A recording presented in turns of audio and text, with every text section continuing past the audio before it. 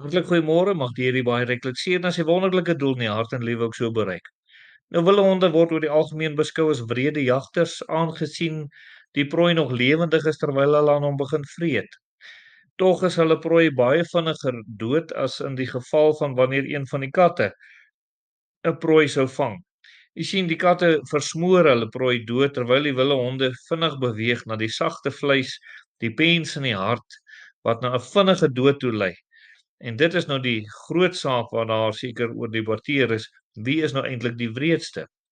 Nou liewe vriende, ons wil vandag met u praat oor geestelike vrugte in 'n kind van die Here se lewe of in 'n mens se lewe wat sekerlik na vore moet kom. Elke iemand wat gered is, sal vrug dra. Johannes 15 vers 4 sê: "Bly in my soos ek in julle, net soos die loot geen vrug kan dra van homself as dit nie in die wynstok bly nie, so julle ook nie, as julle in my nie bly nie." Nou lieve vriende, die Here Jesus is baie duidelik daaroor dat daar geestelike vrug moet wees en dat ons moet vrug dra en dat ons dit nie self kan doen nie. En nou moet ons dit eerste ding besef, vir geestelike vrug, daar moet lewe wees voordat daar vrug kan wees. As daar nie eers lewe is nie, sal daar nie vrug kom nie. En eintlik moet daar oorvloedige lewe wees sodat daar genoeg krag en sap en so meer is om vrug na vore te bring. En net so in ons geestelike lewe ook, daar moet oorvloedige lewe wees sodat ons geestelike vrug na vore kan bring. Vrug is nie aan dooie bome nie, liewe vriende. Vrug is aan bome wat daar 'n oorvloed van krag is. In daardie bome sal ons vrug kry en dan ook goeie vrug soos die Here wil hê ons moet dra.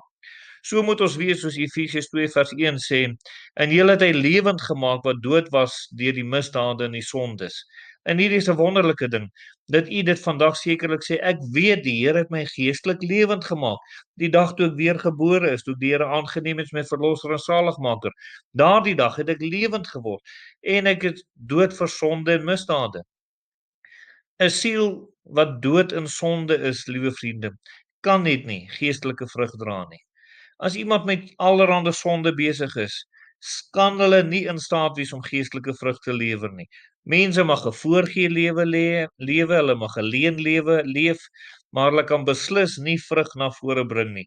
En dis hier waar die Here sekerlik sê, hy moet 'n mens lewend kom maak. In Romeine 4 vers 5 lees ons: "Aan hom egter wat nie werk nie, maar glo in hom wat die goddelose regverdig, word sy geloof tot geregtigheid gereken." Jy sien, ons glo in hom, in Jesus, wat die goddelose regverdig. Hy verander ons, hy bring hierdie lewe, hy is die een wat hierdie lewe in ons kom gee. Daarom moet ons geplant wees in Christus, nie in iets anders nie, in die Here moet ons wees. Soos ons in Johannes 15 gesien het, in hom sal ons sekerlik in staat wees om vrug te dra. Kolossense 2 vers 7 sê: "Gewortel en opgebou in hom en bevestig in die geloof, soos julle geleer is terwyl julle daarin oorvloedig is in danksegging." En hier is dit weer eens, in die Here Jesus is ons gewortel, in hom word ons opgebou. En dit sal bevestiging word, liewe vriende, deurdat daar vrug na vore kom in ons lewe. Dit kan nie anders dat daar vrug na vore kom as ons in Christus is.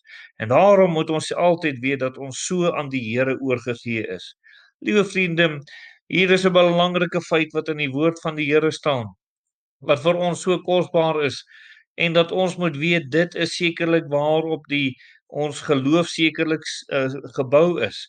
1 Johannes 5 vers 12 sê: "Hy wat die Seun het die lewe. Wie die Seun van God nie, het nie die lewe nie."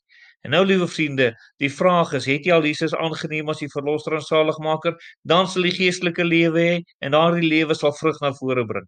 As jy nog nie dit gedoen het nie, het jy nie die lewe nie en daar kan nie vrug in die lewe wees nie. Dit sal net voorgee vrug wees. 1 Johannes 5 vers 11 sê: "En dit is die getuienis dat God ons die ewige lewe gegee het en die lewe is in sy Seun."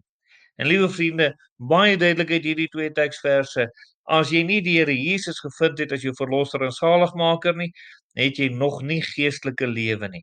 Al is jy 'n goeie mens, al gaan die kerk toe, al doen jy die beste dinge, ons moet weet dat ons lewe in Christus het. Kan u vandag getuig dat u lewe in Christus het? Kom ons bid.